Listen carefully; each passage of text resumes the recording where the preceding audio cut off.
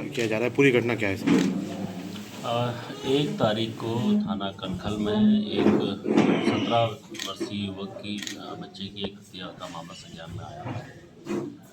इसका नाम यश उर्फ कृष था और ये रात के समय अपने परिजनों से कह के अपने एक परिचित के साथ बाहर निकला था।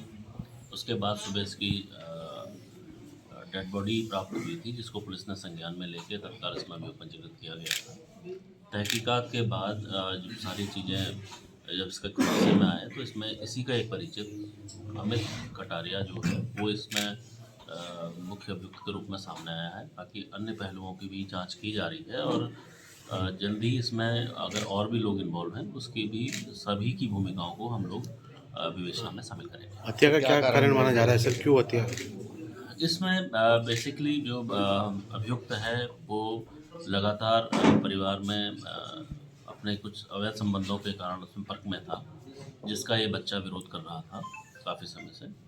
उस चीज़ को लेके और दूसरा कुछ संपत्ति में भी इसकी नज़र थी।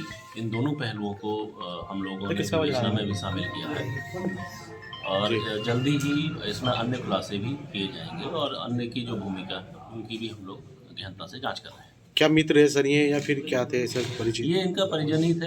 ये जो अमित कटारिया है ये इसी परिवार से ही संबंध रखता है और जो मृतक है उसका भाई ही है, ये उसके चाचा का लड़का है और अच्छा।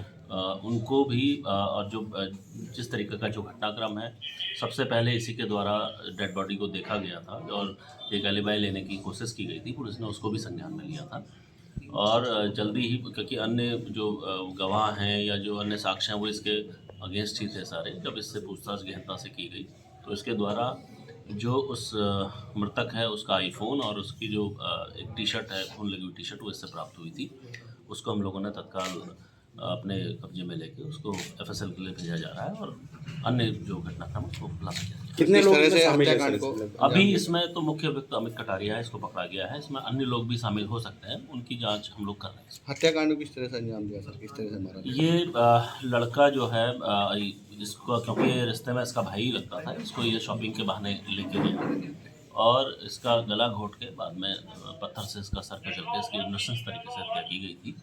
और सुबह सबसे पहले भी इसका शव जो बरामद हुआ है वो इसी की एलिबाई, इसी के उससे ही प्राप्त हुआ था। इसका इसने एलिबाई ले ली।